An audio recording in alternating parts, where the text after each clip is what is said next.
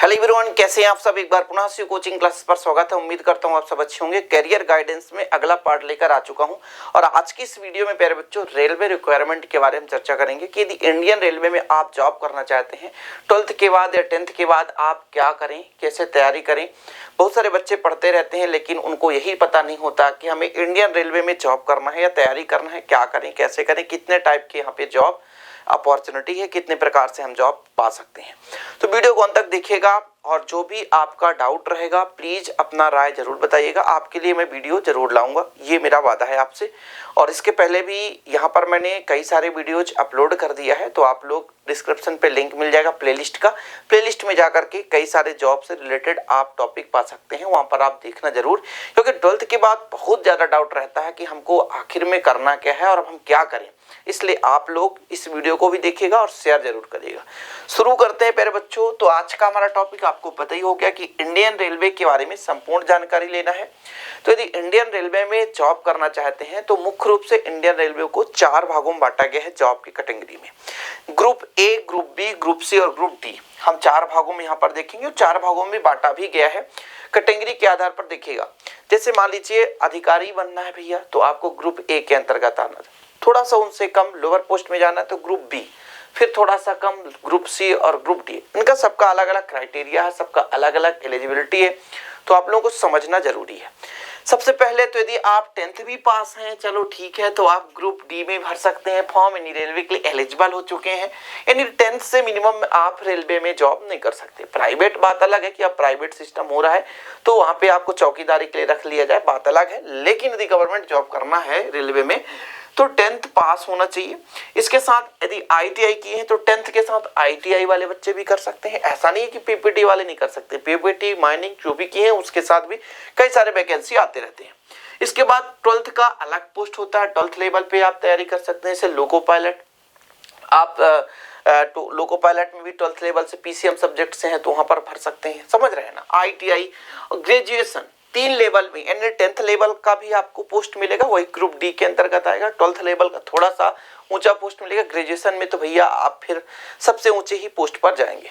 तो तीनों लेवल से, यदि आप 10th में हैं तो 10th लेवल से भी आप रेलवे में फॉर्म अप्लाई कर सकते हैं, 12th लेवल से भी। और ग्रेजुएशन बहुत सारे बच्चों के मन में डाउट रहता है, ग्रेजुएशन होता है क्या है। देखिए, 12th के बाद जैसे आप BCA कर लिए, BBA कर लिए, BSc कर लिए, BA कर लिए, BCom कर लिए, या आप मेडिकल के क्षेत्र में MBBS कर लिए, BSc नर्सिंग कर लिए, ऐसे कई, जैसे इंजीनियरिंग कर लिए आप, या B फार्मा कर लिए, तो ये सब के सब ग्रेजुएशन के अंतर्गत आते हैं, डिग्री के अंतर्गत आते हैं।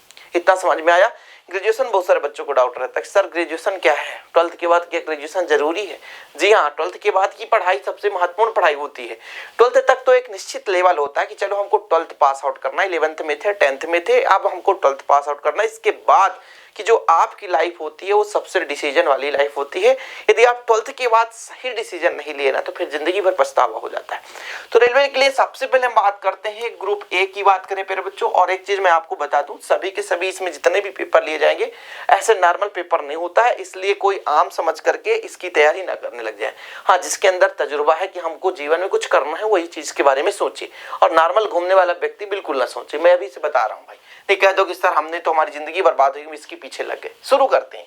ग्रुप ए की बात करें तो ग्रुप ए में जो होता है उच्च लेवल का आपका प्यारे बच्चों पोस्ट होता है, इसलिए इसका जो एग्जाम कंडक्ट कराता है वो यूपीएससी के, यूनियन पब्लिक सर्विस कमीशन के थ्रू इसका एग्जाम कंडक्ट कराया जाता है। यानी आपका लोक प्रशासनिक सेवा, आपको पता है भारत का सबसे बड़ी संस्था भैया, इसमें से अब IAS IPS इसके अंतर्गत भी यूपीएससी कराता है, NDA का एग्जाम भी यूपीएससी कराता है। तो हर एक क्षेत्र का जो उच्च लेवल एक कैटेगरी का जो भी पोस्ट होता है उसको यूपीएससी कंडक्ट कराता है। अब बहुत सारे बच्चों के मन में, सर मेरा दोस्त यूपीएससी की कोचिंग कर रहा है तो IAS IFS बन रहा है, IPS की तैयारी कर रहा है। मैं आपको बता रहा हूँ यूपीएससी कोई एग्जाम, मतलब यूपीएससी एक कोई जॉब नहीं है, यूपीएससी एक संस्था है, इसके माध्यम से विभिन्न प्रकार के जॉब का एग्जाम कंडक्ट कराया जाता है। इतना आप लोग नोट डाउन कर लें। तो ग्रुप ए में यदि आपको जाना है तो इसके लिए 10th 12th तो आप कर ही लिए होंगे। अब यहाँ पर 3 मतलब कैटेगरी में बांटा गया ग्रुप में, एक प्रशासनिक अधिकारी, एक दूसरा तकनीक के क्षेत्र में, क्योंकि आप जान सकते हैं कि रेलवे में गाड़ियां तो चलती ही है, पूरा का पूरा तकनीक से संबंधित है, इसलिए तकनीक का अधिकारी तो होना जरूरी है। एक चिकित्सा, भैया मेडिकल के क्षेत्र में आप जानते हो कि एक बार रेलवे में चले गए तो आपकी पूरे फैमिली की भी दवाई रेलवे की तरफ से होगी। यहाँ तक कि स्कूल भी अब बना जा रहा है बहुत सारे क्षेत्र में, हालांकि उतना स्कूल तो नहीं है लेकिन रेलवे का स्कूल भी प्रॉपर रूप से स्कूल, इसके साथ साथ बच्चों को हॉस्टल भी दिया जाता है।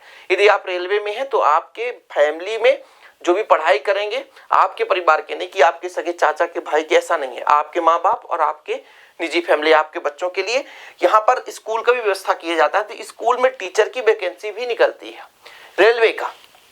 चिकित्सा के क्षेत्र में बेहतरीन डॉक्टर भैया, जैसे आप हमारे हम शहडोल से हैं तो जबलपुर में रेलवे का चिकित्सा का हॉस्पिटल है, बहुत बड़ा हॉस्पिटल है, तो वहाँ पर भी एक अच्छे अधिकारी बैठना जरूरी है। उसके लिए हमको क्या करना पड़ेगा, MBBS मेडिकल डिग्री होना चाहिए, तभी आप इसके लिए UPSC एग्जाम दे पाएंगे। अच्छे कटेंगे, जैसे आप मान लीजिए उच्च रैंक के डॉक्टर ही बनना चाहते हैं तो फिर आपको ये एग्जाम देना पड़ेगा रेलवे के लिए, समझ रहे हैं ना। जैसे कुछ बच्चे कहते हैं कि सर MBBS कर लिए तो क्या डॉक्टर बन गए, ऐसा नहीं। MBBS कर लिए तो डॉक्टर की उपाधि मिल गई है, आपके पास संपूर्ण जानकारी, आप प्राइवेट नौकरी भी कर सकते हैं, लेकिन गवर्नमेंट के लिए फिर से आपको एंट्रेंस एग्जाम देना होता है। कोई भी डॉक्टरी कोर्स कर ले, कोई भी मास्टर वाला डिग्री कर लें, कोई भी आप इंजीनियरिंग का डिग्री कर लें, लेकिन डिग्री करने से आपको जॉब नहीं मिल जाता है। जॉब के लिए फिर अलग से एंट्रेंस एग्जाम देना पड़ता है, ये अपना याद रखिएगा जो भी 12th के बाद आप पढ़ाई कर। तो 3 यहाँ पर भागों में बांटा गया है ग्रुप ए में, मतलब 3 प्रकार के अधिकारी बनेंगे, एक प्रशासनिक अधिकारी, एक तकनीक के क्षेत्र में और एक आपका चिकित्सा। इसके लिए प्रशासनिक के लिए आप ग्रेजुएशन हो, चाहे आप BSc करे हो, चाहे BA कर रहे हो, BCom कर रहे हो, BB करे हो, BCA कर रहे हो, लेकिन जो तकनीक होगा उसमें इंजीनियरिंग आपका होना कंपलसरी, जैसे BTech प्यारे बच्चों। ओके, चलिए चिकित्सा के क्षेत्र में मेडिकल डिग्री होना चाहिए, जैसे MBBS, ये कोर्स होना बहुत जरूरी चिकित्सा के क्षेत्र में। चलिए ग्रुप ए की मैं बात कर रहा हूँ, ग्रुप ए की। अब बात करते हैं ग्रुप बी। तो ग्रुप बी का जो एग्जाम, ग्रुप ए का एग्जाम कौन कंडक्ट कराएगा, UPSC एग्जाम कंडक्ट कराता है। ग्रुप बी में एग्जाम ही नहीं होता है, क्यों? ग्रुप बी के जो भी ऑफिसर होते हैं, जो भी अधिकारी होते हैं, वो ग्रुप सी से प्रमोट होकर जाते हैं, मतलब उनका प्रमोशन होता है, वही अधिकारी बन जाते हैं। इतना आप लोग समझिएगा। ग्रुप बी में टोटल लगभग 21 प्रकार के पोस्ट होते हैं।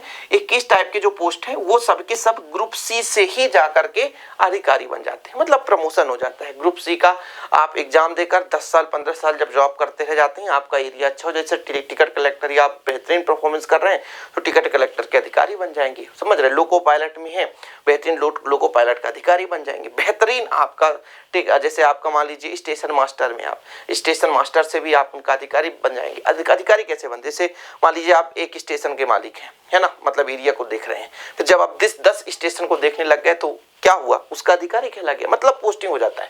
कभी कभी ग्रुप सी का मतलब डिपार्टमेंटल एग्जाम भी होता है, जिससे 30% लगभग 70%, तो जैसे मान लीजिए इसमें 100% जो भी पोस्ट होगा उसमें से 30% पोस्ट जो है डिपार्टमेंटल एग्जाम के द्वारा कंडक्ट करा लिया जाता है डिपार्टमेंट में। ग्रुप सी के यहाँ पर जो भी जॉब करते हैं वो पेपर देते हैं और अच्छे नंबर के साथ आकर के ग्रुप बी में सेलेक्ट हो जाते हैं, और बहुत सारे लोगों को प्रमोशन भी हो जाता है। तो ग्रुप बी का आप लोग बिल्कुल चिंता ना करें, इसमें आप डायरेक्ट फॉर्म अप्लाई नहीं कर सकते। ग्रुप सी के लिए आपको एलिजिबल होना चाहिए 12th हो आपके पास या ग्रेजुएशन। अब देखो अलग अलग कैटेगरी के लिए अलग अलग ग्रेजुएशन एलिजिबिलिटी होती है।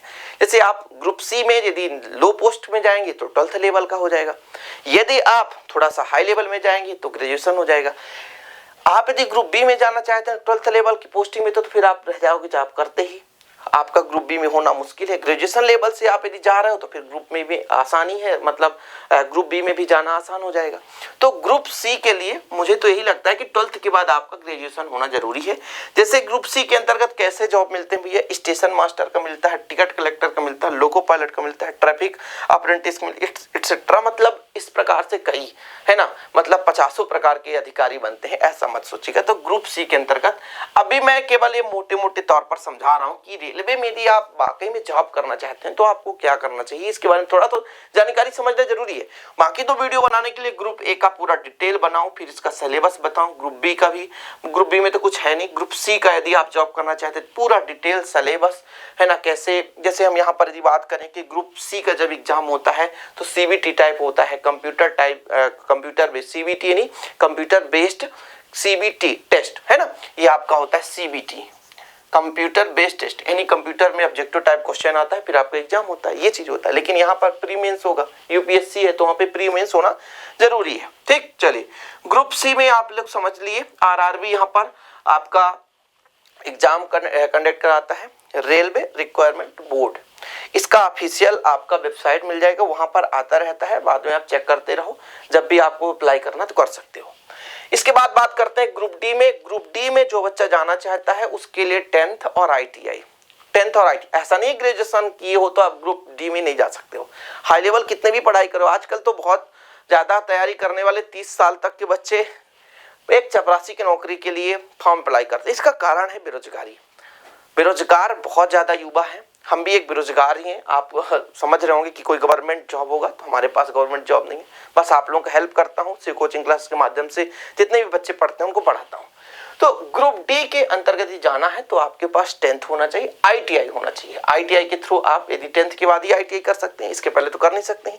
अब ITI कहोगे तो क्या है, तो उसके बारे में वीडियो बना दूंगा। आप लोगों का जो रिक्वायर है प्लीज कमेंट बॉक्स में फुल स्वतंत्रता है यार, अपनी राय दे दो। गाली भी देना हो तो दे देना कि वीडियो पसंद नहीं आया, मजा नहीं आया, समझ रहे हो ना। चलो, इसके पोस्ट यदि हेल्पर है, गेटमैन है, पॉइंटमैन है, ट्रैकमैन, आप देखते हो गाड़ी चलती रहती है, वहां पर लोग देखते रहते हैं भैया कि यदि गाड़ी आई तो बताना है कि गाड़ी का सिग्नल सही है कि सही नहीं है, चेक करना है पटरी क्या है। रात में लोग पटरी पे चलते हैं, चेक करते हैं कि कहीं पे थोड़ा खराबी तो नहीं है, कहीं पे कुछ दरार तो नहीं है, कहीं पे खाई तो नहीं बन गया, पानी से कहीं मिट्टी तो नहीं बन। ऐसे में भैया सब ग्रुप डी के अंतर्गत आते हैं। इसके बाद हम बात कर देते हैं भैया कि रेलवे स्कूल टीचर यदि आप करना चाहते हैं तो फिर इसके भी पोस्ट आते हैं। वैसे फिलहाल आपका ग्रेजुएशन होना चाहिए, ग्रेजुएशन के बाद आपके पास DED BED होना चाहिए। उसके भी आपके एंट्रेंस एग्जाम होंगे, PGT है, TGT है, लाइब्रेरियन है, प्राइमरी टीचर, तो इनके अलग अलग पोस्ट कभी कभी आते हैं। एक आध 2 साल में एक आध पोस्ट, 10 पोस्ट, 15 पोस्ट, 20 पोस्ट, क्योंकि अभी रेलवे के उतने ज्यादा स्कूल नहीं है, समझ रहे हैं, जबकि हॉस्पिटल की संख्या बहुत ज्यादा है। तो रेलवे में भैया कभी कभी जैसे आप BSc नर्सिंग किए हैं तो उसके थ्रू भी आप एग्जाम में जा मतलब पेपर दे सकते हैं। B फार्मा किए हैं तो उसके थ्रू, तो हर प्रकार का रेलवे में एक प्रकार से पूरा डिपार्टमेंट ही बहुत ज्यादा जॉब देता है। अब तो धीरे धीरे प्राइवेट सिस्टम हो रहा है, कई सारे स्टेशन प्राइवेट हो चुके हैं, तो मैं नहीं कह सकता हूँ, लेकिन अभी तक में रेलवे बहुत ज्यादा सरकारी नौकरी देने वाला सबसे बड़ी संस्था है, समझ रहे ना। तो रेलवे में यदि आप जाना चाहते हैं तो उम्मीद करता हूं कि आप लोग आज के इस वीडियो में काफी कुछ इंफॉर्मेशन प्राप्त किए होंगे। आपको भी इससे रिलेटेड कोई भी टॉपिक में डाउट है तो हमको ग्रुप सी का ही पूरा इंफॉर्मेशन चाहिए। ग्रुप डी में ही कैसे जाएं, लोको पायलट क्या बने, कैसे बने, लोको पायलट का बेस क्या है, हम इसके बारे में कैसे तैयारी करें, तो वो मैं आपके लिए वीडियो बना दूंगा, बिल्कुल आप चिंता ना करें। हर दिन एक वीडियो आपके लिए लाता हूँ, डिस्क्रिप्शन पे लिंक है, प्लेलिस्ट पे आप विजिट कर लें, वहां पर जाइए, अच्छे से देखिए। वीडियो पसंद आए तो लाइक करना ना भूलें, शेयर करें। मिलते हैं वीडियो के साथ। जय हिंद, वंदे मातरम।